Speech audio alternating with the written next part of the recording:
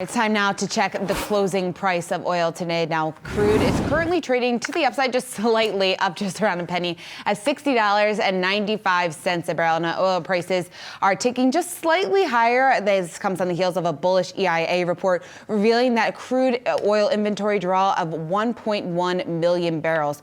Now, all this coming as one of America's biggest shale towns, the Texas Permian basin, has reportedly lost 400 jobs in the first 10 months of the year. Joining us now is George Seay. He's the CEO of Annandale Capital. And George, we're going to get to your outlook just in terms of energy in just a minute. But first, I want to start with some of the job losses in the Permian basin. The Trump administration, we know, is pretty friendly when it comes to fracking and to energy companies. So what do you think are driving, or what is driving these job losses? Well, they've just been overproducing, and it's hurt the price, and Wall Street is demanding that all these companies start actually generating free cash flow for their shareholders, which is a very positive, good thing, and imposing a little discipline on the sector, and especially the service industry, the Halliburtons, the Schlumbergers of the world, people like that.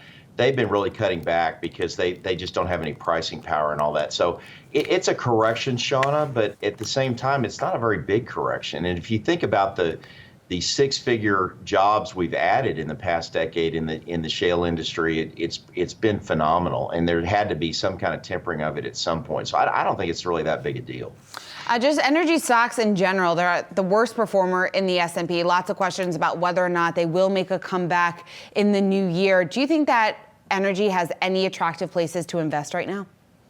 You know, if you look over the past several decades at what takes up the biggest market share in the S&P, the highest market share participant, which has usually been technology until it has a big bust, they usually don't perform well the next decade. And whoever the lowest percentage of the S&P is typically has a really great decade after that. So I think energy is an incredibly attractive contrarian play for the next at least 5 years. I don't see it as a short-term trade.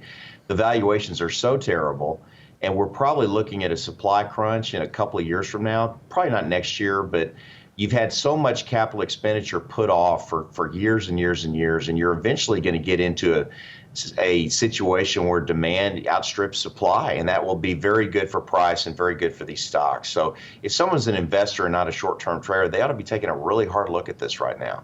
George, how big of a demand boost could we expect now that some of the trade tensions are cooling between the U.S. and China? It'll be marginally productive and helpful, but I don't think it'll be super dramatic. But the demand from China and India over the next 20 years is going to be phenomenal. And you'll have some cutbacks in the West, in Europe in particular, but also probably in our country, where you'll have demand stabilizing or even maybe ticking down at some point. But that'll be overwhelmed by China and India. We're going to need a lot more oil and a lot more natural gas over the next 30 years.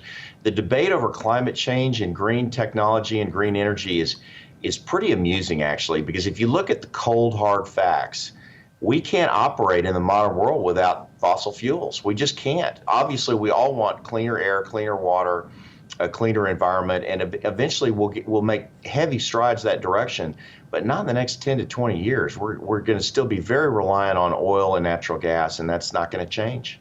All right, George Seay, thanks for joining me. Hey investors, Zach Guzman here. Are you interested in learning more about the markets and getting the latest financial news? Well, then click right here to subscribe to our Yahoo Finance YouTube channel.